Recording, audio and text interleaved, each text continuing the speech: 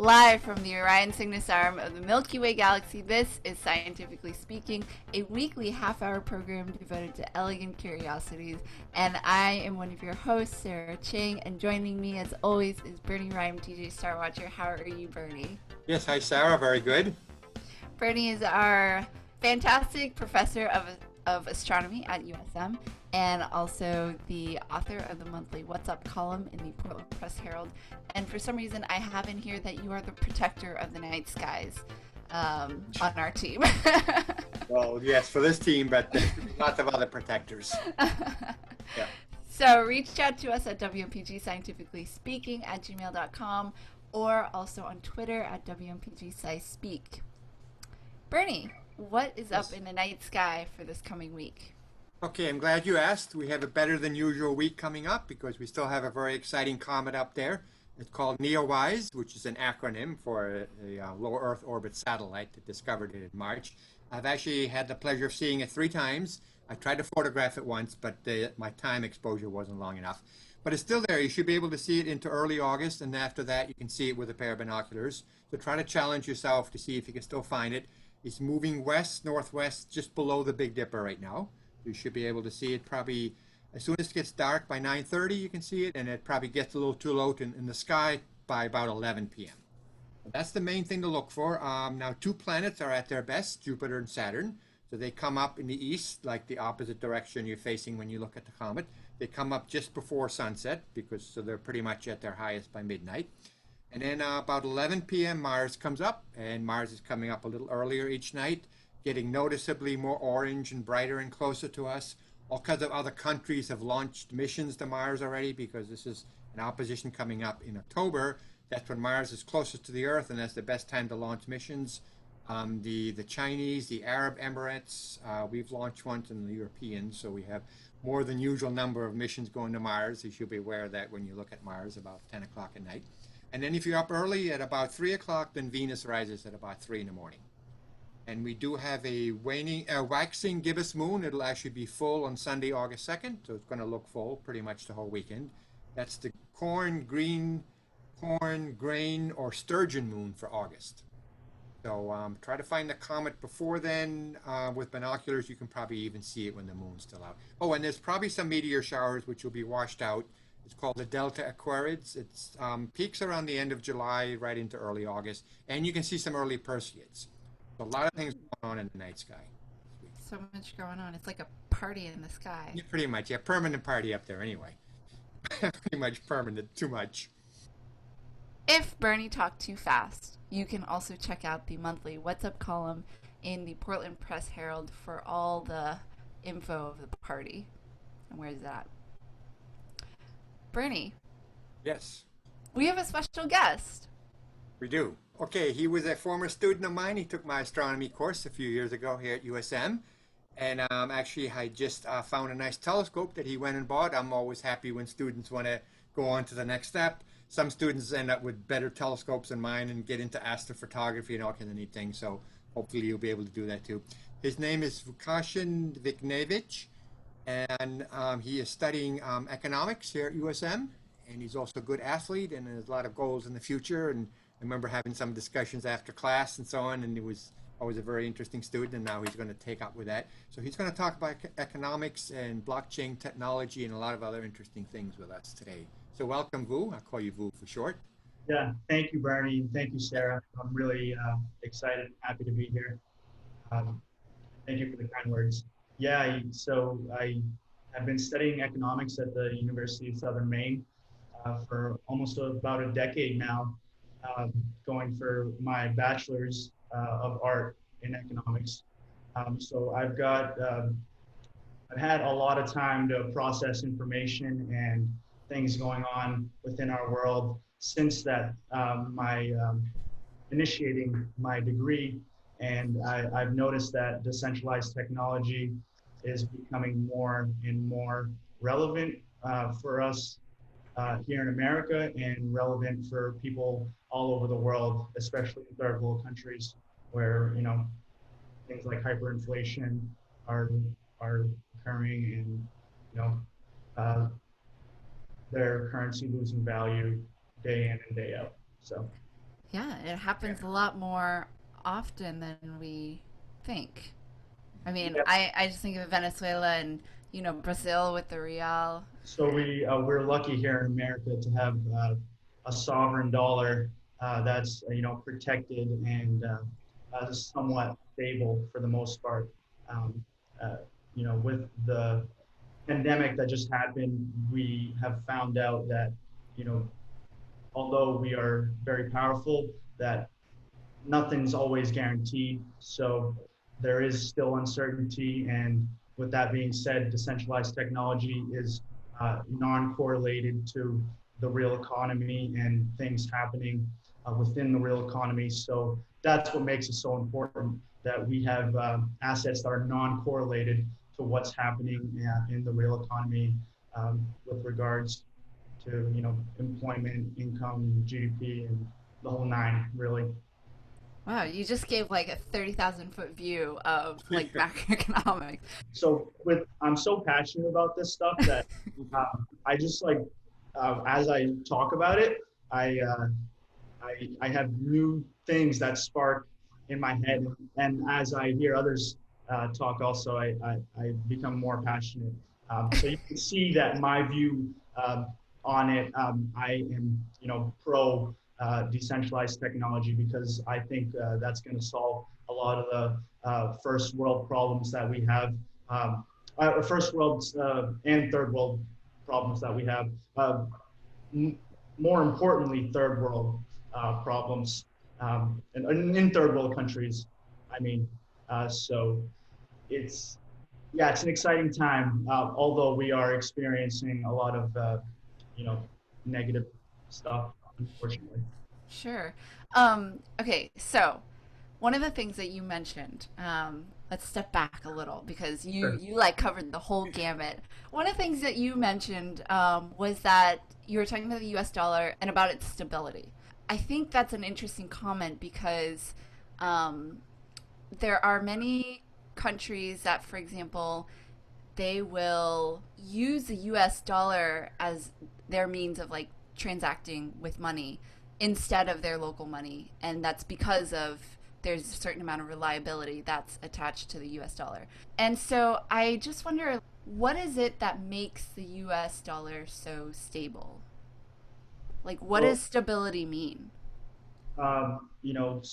Stability means structure. Stability means a strong foundation, a strong infrastructure. And here in America, with democracy and governance, we do have that.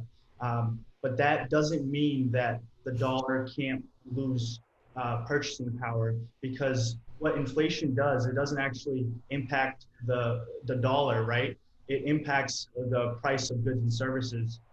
So the price of goods and services will just continue to go up. So the dollar doesn't actually change in value. The dollar stays as the dollar. A dollar will always be a dollar.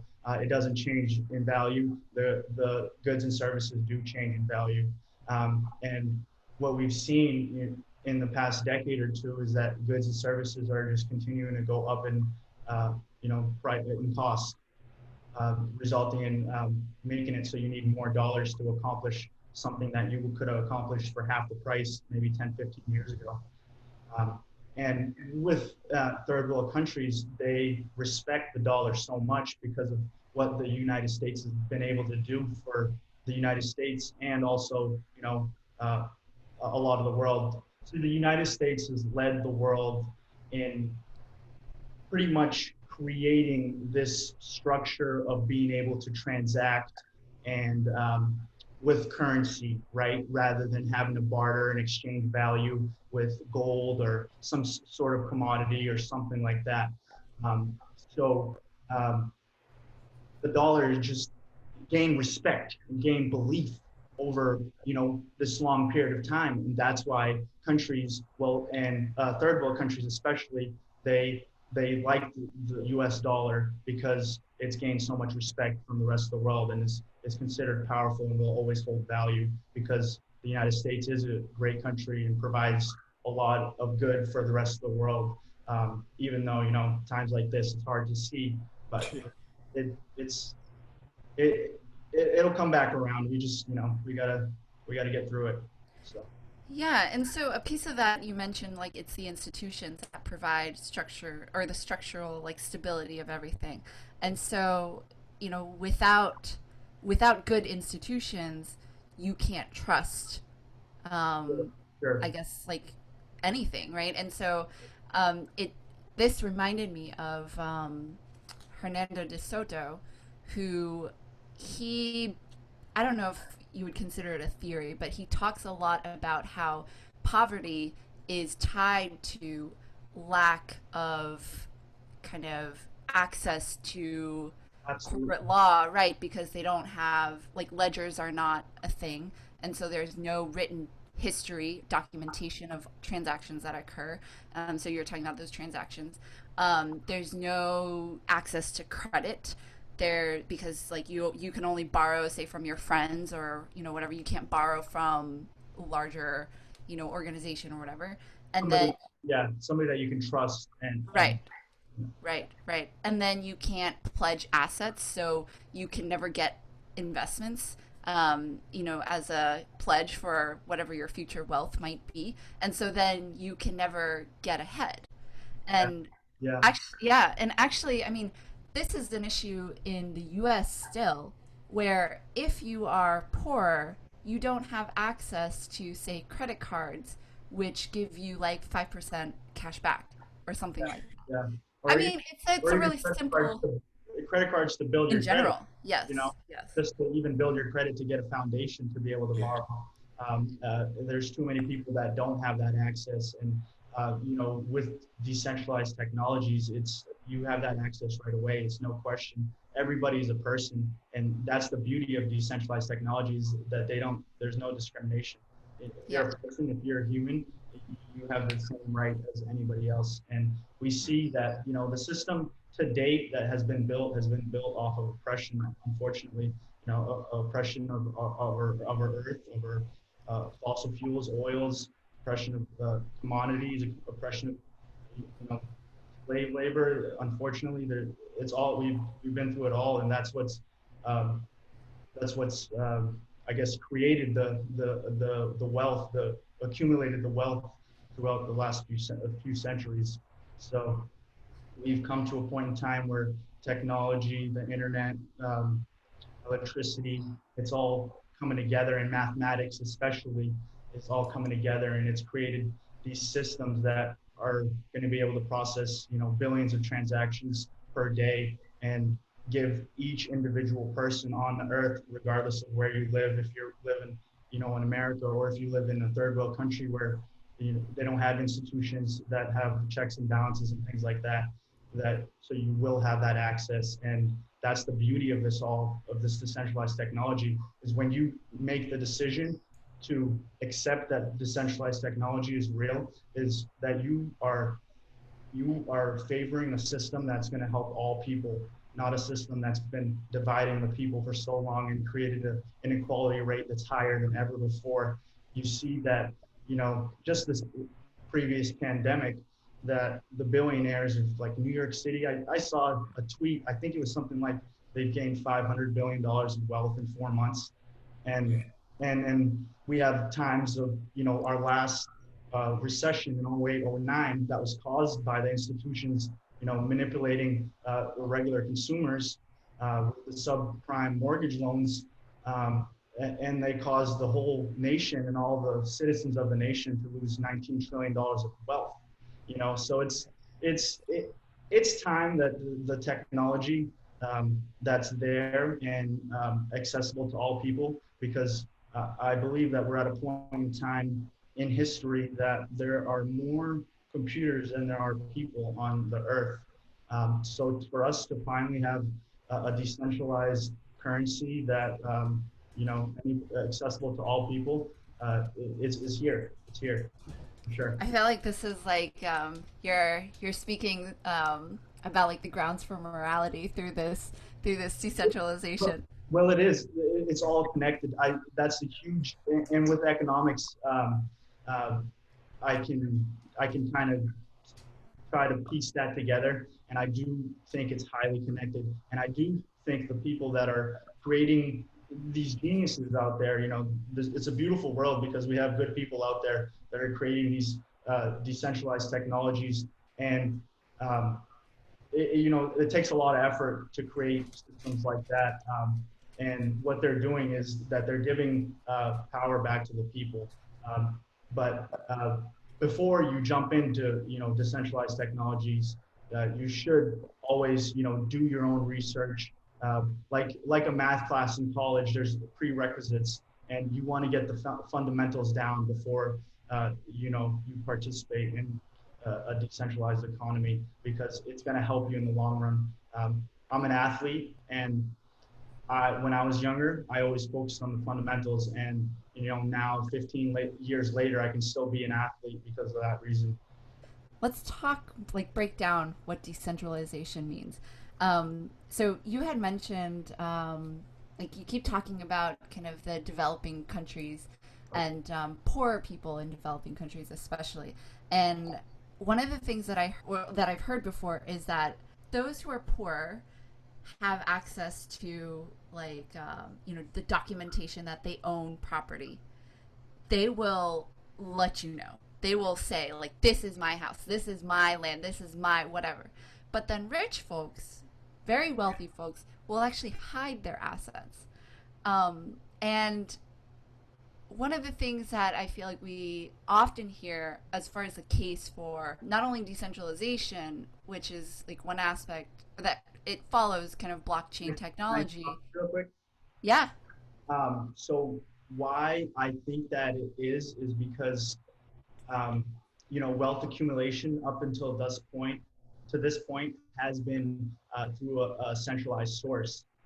So the people that come into power and develop wealth, they think that they are better than the systems that allow them to accumulate the wealth, and we see that so often with billionaires just accumulating so much wealth. Is just you can't even comprehend.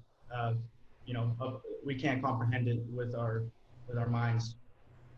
Man, sometimes $1,000, I'm like, oh, I can't even. They're all, Yeah. they're all, and also, so pennies, dimes, nickels, quarters, half dollars. They're becoming important again, and decentralized technology is making them important because um, it's about evening out the playing field. It's Decentralized technology is a revolution. It's a disruptor, and it should be a disruptor because we've been going through so much oppression for so long. And in third world countries, we have some of the hardest workers in the world, and they have to work so hard their whole life just to be able to survive for tomorrow. And so there's all these reasons that this technology is so important and so crucial for humans and mankind to be able to continue to evolve. That I truly believe that people should take the time out to learn about the technology and form a solid opinion of what you think. Um, but I do think it's going to solve a lot of the problems the world is facing today, Yeah. especially like Um, necessities to um, all the deprived areas. yeah. So we've kind of talked about, like, the case that you're making for decentralization. Sure, Um, but the technology behind all that is blockchain. And sure. among the many advantages is that, one, it can handle large amounts of information, enormous amounts of information, very quickly. It's really accessible. I guess as long as you have a connection, you can access it. Wi-Fi and Um, computer, yeah. yeah, it's tamper proof, and it provides histories of records and transactions, etc. How is it tamper proof?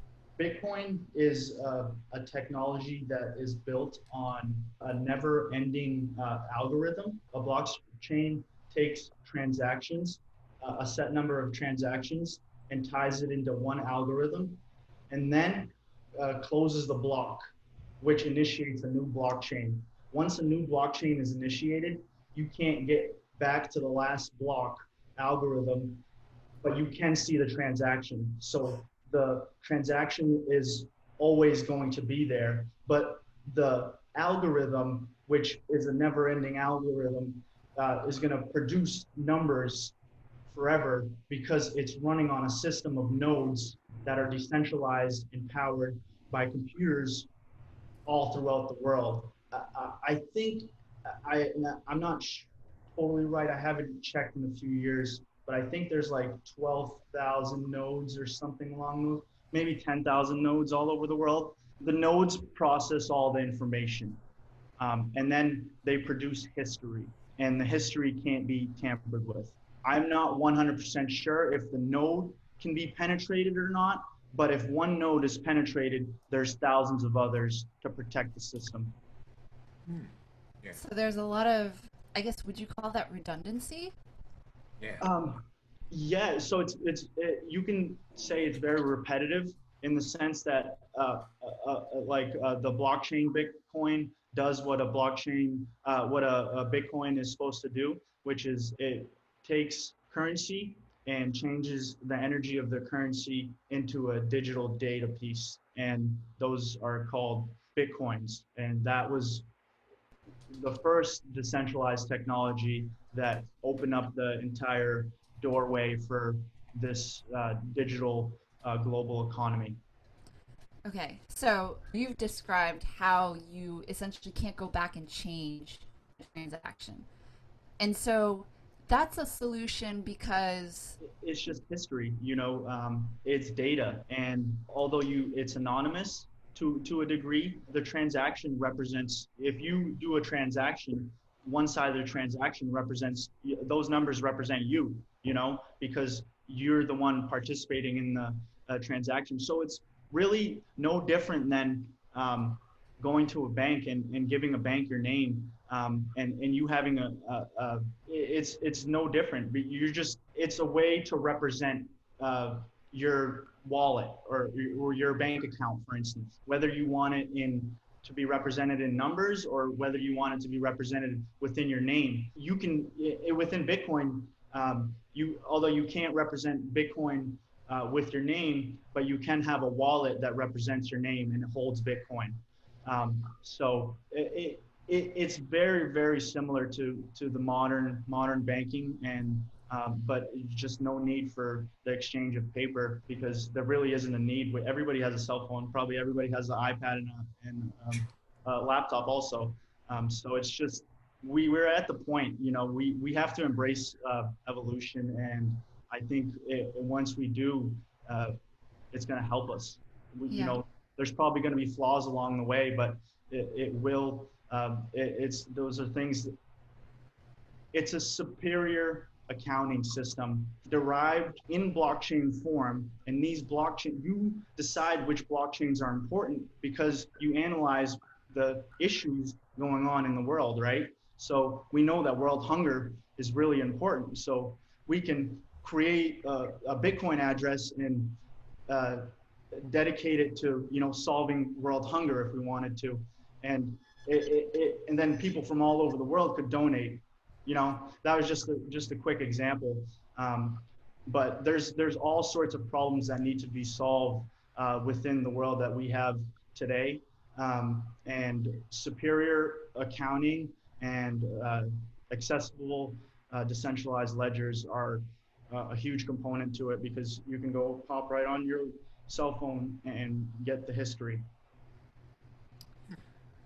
When you almost talk about it as if it could revolutionize places that are developing. And I wonder, is that, just to put it more plainly, is it because, for example, if I have, if I say I have land, um, and let's say, our transactions are all like written on paper, um, is it tamper proof because we're saying that paper can be tampered with? Is Um, that kind of, or am I just no, way off base? I think we look at it based off of the institutions that have had power for so long and the results that we've had with them. I don't think there's any reason to look at it on an individual basis, because on a macro scale, we're looking at, large numbers and how to change the world in the right direction, with, enormous magnitude. This might be out of scope, but I feel like it reminds me of so if you own property here, technically the government could claim your property and deem it for public use. Yeah. I mean, I mean, I'm pretty sure within the United States, anything's possible. there are also institutions that are not good, or they're not foolproof, I guess. Yeah. Okay. Yeah.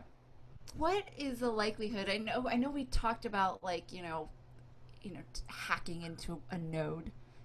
Um, but what if all of the servers just blew up?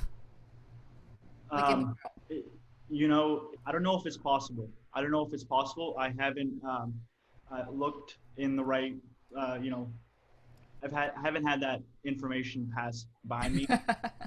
And uh, from everything that I've ever read, there's really, it's impossible. Today, it's impossible. In the future, it might be possible.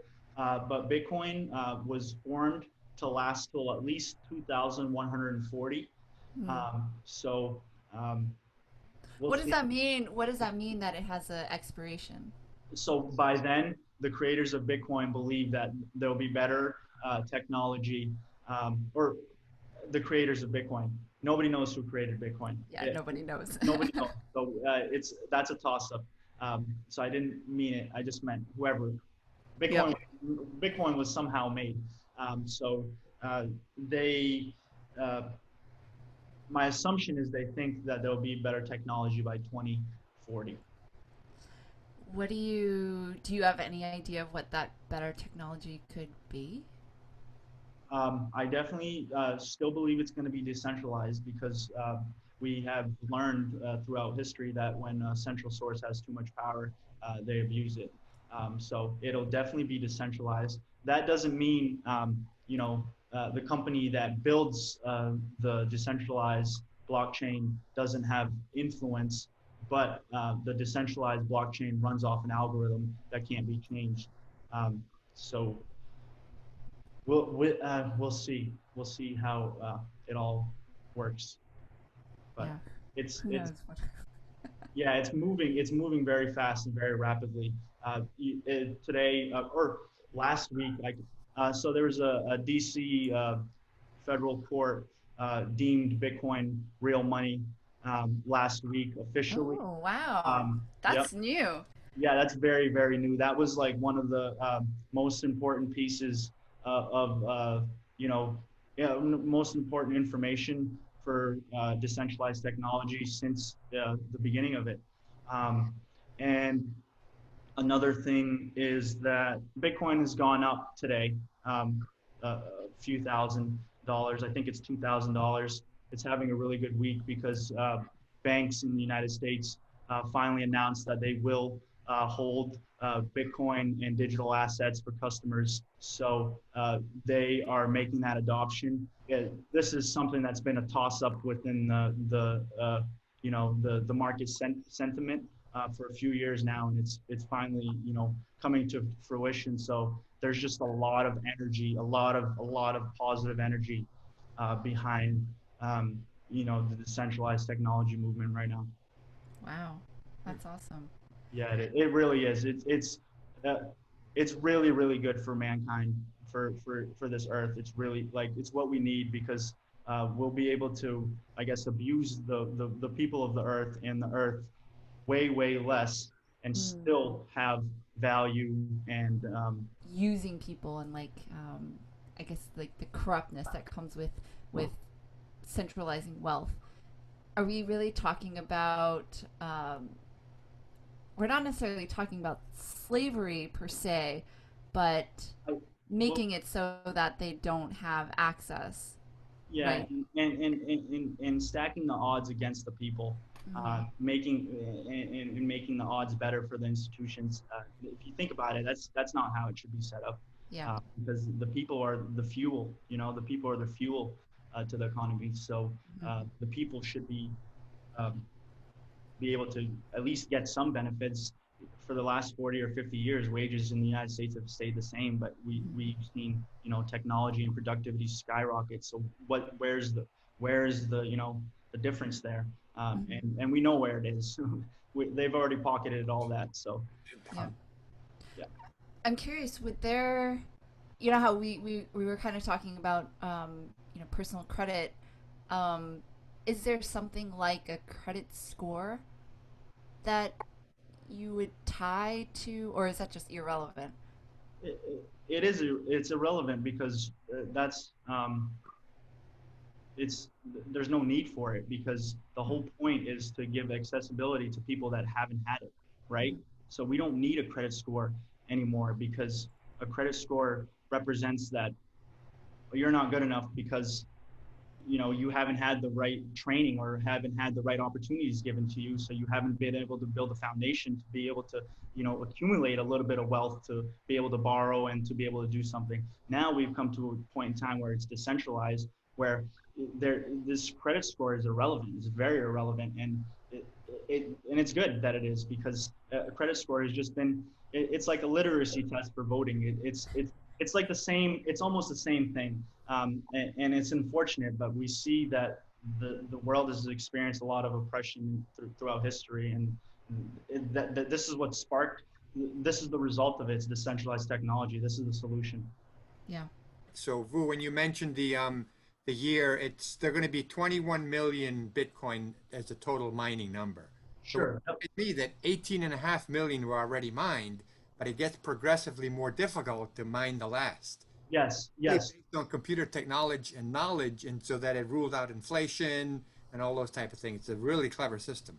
Yes, so it actually goes through a 4-year halvening, and what that represents is it changes the dynamics of the system, and it makes it harder for the miners to process or I'm not sure if it makes it harder for the miners to process the transactions, but I am sure that they get less rewards per transaction or per block mined after the halvening, and the halvening just happened.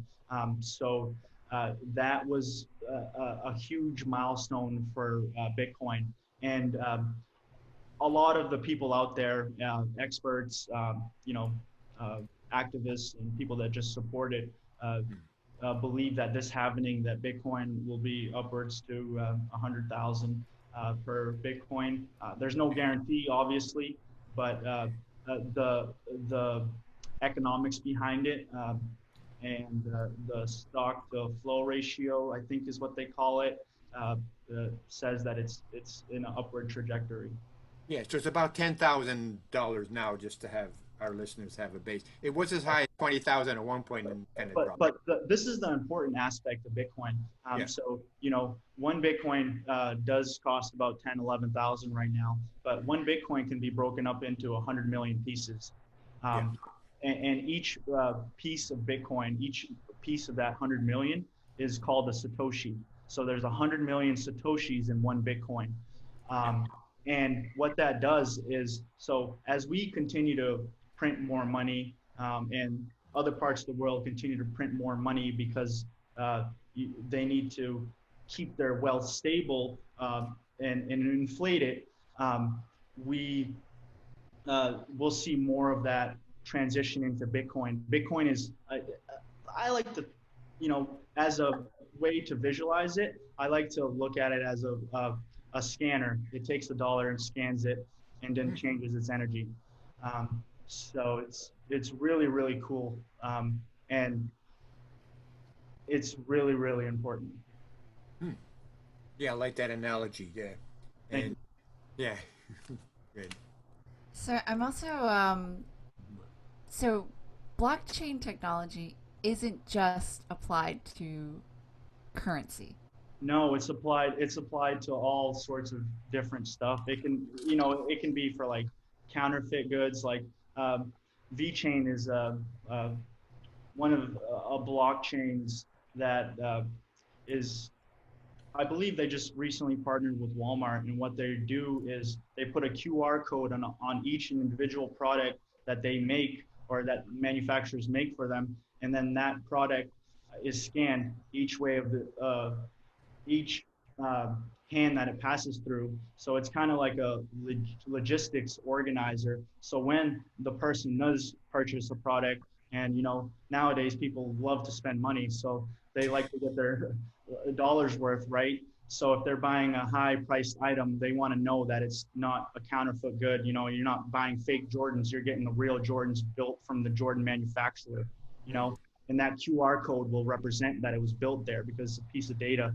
and then all the transactions in it represent that it went from one step to the next step to the next step to the next step, finally to the consumer. How is it tracked at each step? So a QR code is just you pretty much just. So they just add data to the QR code, Yeah, essentially. yeah, exactly. So it's Okay. scanned. So it's scanned in the VChain system, right? So then you have the QR code, the VChain system. You have something that scans it, your wallet or the person that bought it, or the QR code could even be a website where you just scan it and it pops up to a website. Then it shows you the data with the product that you've purchased. Could this be used for like I don't know, I feel like maybe it's not an issue, but like organic foods versus Oh conventional no, foods? this is a huge VChain. That's one of their big targets. The food, Oh, really? yeah, because food Yes. sustainability is something that another problem that the world has on a large scale. Right, we want to be able to get as much good food to as many people around the world as possible, ideally. Maybe that's not what's happening right now, but with systems that you know are considered superior accounting, we can easily do that. We can send food to the places that need food and have proof that they've retrieved it without even having a phone call. What are other ways to use blockchain technology? Because I've seen like contracts. Yeah, so the gaming industry is another one where it's going to revolutionize gaming How because so? uh, uh, it's just so uh, uh, gaming, especially the youth. The youth love video games, and it's something that you almost grow a bond with if you play long enough. And to create a system that allows you to transact and grow wealth through playing video games. Um, uh, why isn't that already a thing? Um, So, so like, do you what envision like I somebody's playing Animal Crossing and they make a transaction in the game? Like, so maybe I missed the point. my so it, that's possible. I'm not a big gamer myself. I just know that the gaming industry is going to be impacted by it. But one way that it could, if somebody's streaming their gaming and then they have, an address that represents their wallet, people can donate to their address because they're watching Oh, them okay. stream. Or but there's so it's decentralized technology is applicable to everything in a sense, um, but it's not necessary everywhere. But it is necessary in a lot of places, especially like food and like products, because shipping is so important that logistics. It's just all so important. And with Amazon and like these enormous companies that are, trying to propel technology even further. Um, you would think they're ready to adopt decentralized systems because it's going to allow them to grow also. They don't need to grow. They've grown a lot, but they will grow. But they also grow the systems and the decentralized technology, which will inevitably uh, um, even out the playing field. Does this Would something like this apply to, say, copyrights for music and art? Could you see that? So, yeah, absolutely. So, uh, I've read probably hundreds of different use cases, but I know that artists want to be own their own rights to their music, and that's a really big aspect, and things that artists look for. And with decentralized technology, they can do that very, very easily. I'm curious about so there's a side of the political spectrum that looks at government and wants to decentralize government. Um, by using this technology for all these, I mean, there's so many different ways that you've just mentioned that it can be applied to. Yeah, there's so many ways that it can be applied. Does it save money? Oh yeah, absolutely. It makes the margins way better for everybody. Everybody. It's your margins are way better Because because you cut through bureaucracy, essentially. uh, well, not even that. It's just that you have more consumers out there. It's a global economy, so you're not limiting yourself to there's so many if it's only within the United States or a storefront or whatever. You want to be able to put your product in front of as many eyes as possible, and if they want to purchase it, uh, yeah. Do you imagine that, let's say, I'm not sure how far along this might be, but in, say, 50 years, that something like this could replace all currencies? Is that possible? It's possible. It's definitely possible, um, and it's possible because the U.S. has chosen to adopt it. They've just green lighted these systems.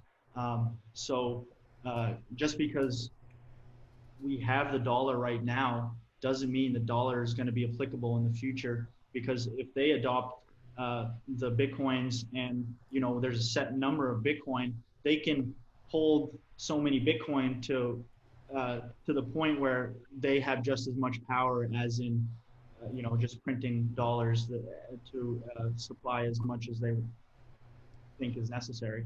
So we'd have to make like India, who suddenly like got rid of, certain bills, and we'd have to go and exchange all of our dollars to Bitcoin. Well, it's so easy to do it. It's like Cash App has Bitcoin. It's like you can buy $100 worth of Bitcoin if you want on Cash App. It's like Venmo, PayPal. They're all adopting these systems, and like all the signs are there. So it's like I said before, it's important for anybody and all people to just do a little research, take the time, take a half day and just educate yourself, because it will help you. It will help you. These systems are here to help people and make life better for people. Like Yeah. that's the entire that's like the biggest reason these systems are coming to life, is to help life make easier, to make life easier for the people, for the majorities of people. Where would you say, like, if you wanted to point somebody to go learn more, where would you tell them to go? Personally, I think Twitter is a very, very good Any account, any person to follow? on Twitter specifically. I don't have anyone specific to crypto, but I just follow people that are positively trying to change the world. Um, One of them being who is it? I think his name is Navik, Navak. He has some really interesting podcasts, and he has some really interesting posts that make you critically think about what's going on in the world, and how um, you can help yourself and even help family, etc. Yeah. Is there anybody who's scared of this technology? Scared? Yeah. Um, hmm. Um, no. They, no. Because because Even like wealthy people. What about like governments? they shouldn't be scared, Big because bank. if you think about it, it's decentralized. Yes, the Yeah. bankers, yes, the bankers might be a little scared, but It'll also, once the adoption starts happening a little faster, although it's happening very fast already, bankers will have the opportunity to get into blockchain related finance jobs in decentralized finance, which is really becoming more popular, especially this year with all this stuff going on, unfortunately. Yeah. To answer your question, I don't think anybody should be scared because it's a decentralized system. There is an essential source to the system, so nobody's going against you.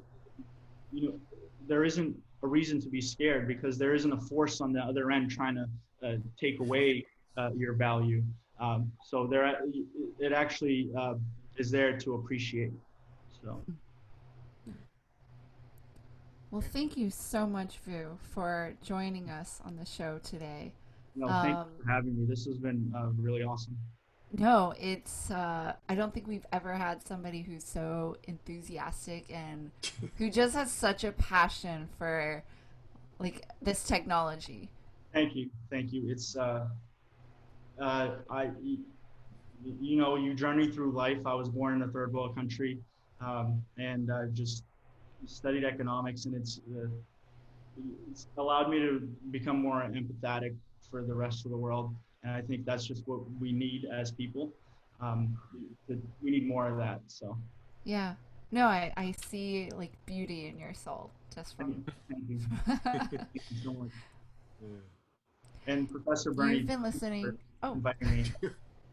Thank you for allowing me to come on.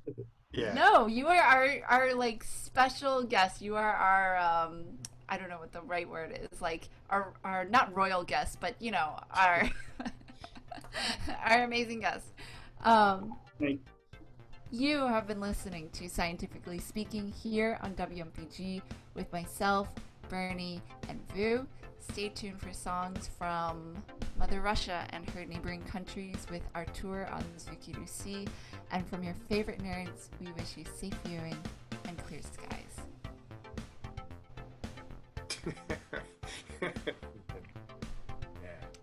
Okay. Yeah. I gotta tell you guys the truth. We actually recorded 2 episodes. Yeah, that was I know you kept that was good. We'll have on twice. Awesome. I really, I can talk about this stuff all day long. I just need like questions thrown at me because it's, like you said, I am really, really passionate about it. I think it's going to revolutionize it all in the right direction. Yeah. No, I feel like I learned so much. Like, I don't know, we've kind of talked about like Bitcoin and mining and a little bit about blockchain before, but not about the impact, I guess, and the application of it. And I don't think that message has ever really been, at least I haven't really heard that. So this was really educational.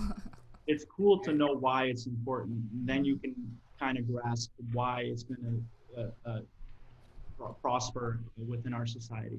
Mm-hmm, mm-hmm. And with your background, you're like the perfect person to help bring this along. Because if you were some rich American student that everything's paid for, they wouldn't really care to help. I've worked hard and earned everything I've ever gotten, so I take pride in working hard, and I always have. Yeah. You still want to be a lawyer? I think that you told me that once way back. Yeah. So I'm finishing up my bachelor's degree, and then after that, I have some decisions to make from there. But law school or graduate school, I wouldn't mind studying economics further. I think it would be good for me. Yeah. When do you graduate?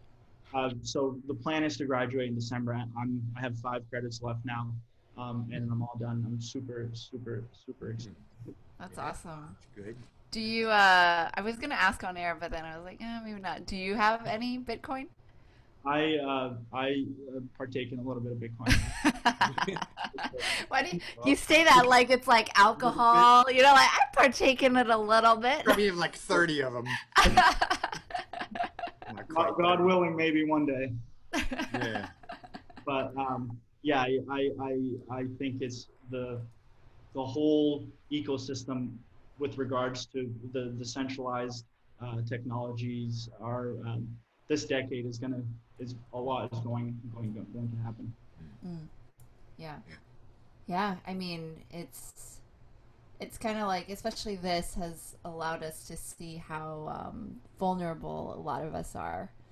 Yeah, Um, yeah. yeah, Especially us people that are hardworking people and, you know, have to go to work and school and do, 60, 70 hours or whatever. But those are the people that get impacted the most in these yeah, situations and uncertainties. So, yeah, um, and then these decentralized technologies give us a hedge against those type of uncertainties.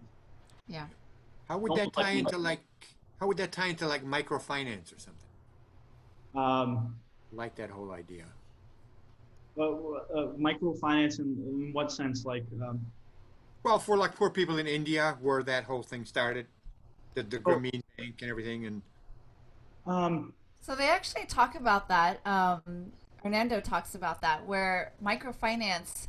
So a lot of like poor people who have access, who well they don't have a lot of access to a lot of credit and like loans and things like that, and so microfinance is one of their very few options. But the thing is, like interest rates are so high, like 20 to 30%. yeah, Whereas like when they talk about like Bitcoin and like the transaction, like the fees are like 0.002 or whatever. yeah. It's So in that sense, it like revolutionizes it.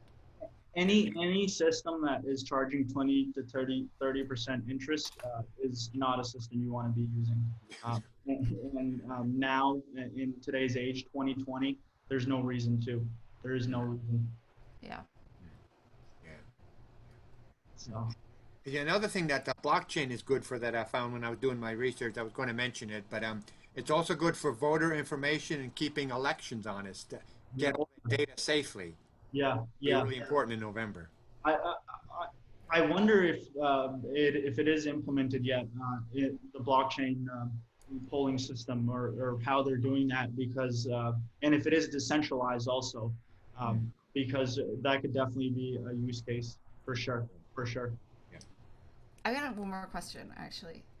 Uh, I feel like it's not tied to it, but you know, when we talk about technology and better technology, we also talk about better surveillance and better Mhm. tracking, which like a part of the blockchain premise is that it has really good tracking because of the records that it keeps. But is there a risk of something like having your identity stolen No, no. or This so um, no. just Only no, no? You hope it's no. You never know. because of this reason. Um, if you so when you have a wallet, your name doesn't even have to be tied to the wallet. It can be tied to the wallet, but your wallet's not going to ask you for a social. It's not going to ask you for anything like that. If you go on an exchange is like a place where you go and exchange commodities. An exchange goes through KYC process, which is know your customer because they have to, because it's very important. Um, on an exchange could potentially be hacked, but exchanges, especially the good ones like Binance US, Binance.us, is the best by far exchange in the world, and they're leading the exchange industry for crypto. And uh, they even say for some catastrophic reason your account gets hacked, they have insurance that will refund you, just like the I believe it's the FDIC would. Yeah, yeah. So it's just like if a bank was to get a bank robbed, they're gonna replace it right away. Your money is safe up to a certain amount or whatever they. Yeah, FTS, yeah. 200,000 per account. You can actually make it 1 million plus. I used to work at a bank, so yeah.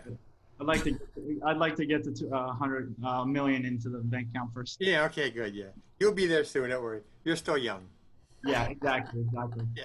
Um, so yeah, it's just there's a lot of reasons this stuff is important, and I think hacking. If you think although hacking is a small vulnerability, you can look at it as the same way as a bank getting robbed, in the real economy. It's really the same thing. It's the same thing, and they replace it the same way. And maybe you heard through the grapevine in the past few years that there has been hackings, this and that, which it does happen, but that's usually because of negligence by the person. They don't have a strong enough password. They don't, update their passwords regularly, um, or they click on an email that takes them, or a link, or they're just sending uh, currency to the wrong, just not fundamentally don't have the right education to be able to succeed in a system like that, in a decentralized system. So the education aspect to it is crucial. Yeah. What is so I'm curious about, like, when we've heard, at least like in the beginnings, the like the birth of Bitcoin, I guess, if you will, like the young stages. There were people who, like, they had some like Bitcoin when it was still like cheap, Yeah, and yeah, then they like lost their password or something. So yeah. like, that money, is it just like nobody can even like inherit it or like Right, claim right. it? So that's another. It's the negligence. It's the education is very important in that aspect, that you just need to fundamentally know how to use the system. Where it's very easy to use the system is just, if you make a costly mistake like that, you could potentially lose all your funds because you weren't prepared in the right way. But it's not hard. I've never considered myself to be very smart or anything, and it's not hard. It's very simple. It That's what people say, and then everybody else is like, "Oh, well, then it won't be too bad," and then they all like drown in the. it's like a wallet will tell you send or receive. If you want to receive, you click the receiving end, then you give your receiving address. If you want to send, you have your sending address. Um, yeah, it's just like anything. If you want to be really good at something, initially you have to fundamentally get the right structure, Sure. and once you do that, you can really learn more about it. And that's um, through my years. I've seen cryptos. I've seen a crypto do a 10,500% return. Um, Not personally. I just watched it. I watched it go from $1 to $1,500 with an Ethereum. And then I was like, then I got interested and intrigued because I was like, what is driving, Yeah.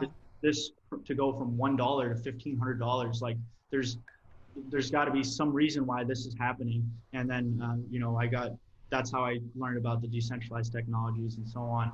But there was a professor at USM, I believe it was in 2013 or 14. He was an art professor. And he always used to say, Bitcoin, Bitcoin, Bitcoin. And I was just like passively listening, or passively not listening, better yet.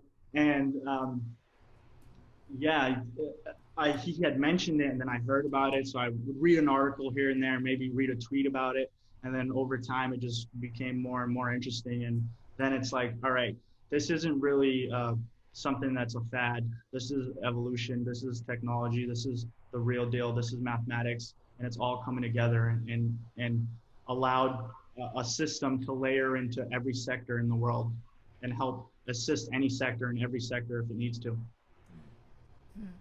Hmm. Our economy is going to be run by just a couple of algorithms. Yeah, and it's probably a better thing. It's probably better for us I was because, gonna ask, like, is this gonna be like a iRobot, but like it's not really intelligence? well, so it's to the to a degree you can set the parameters of the economy, right, with the algorithm. So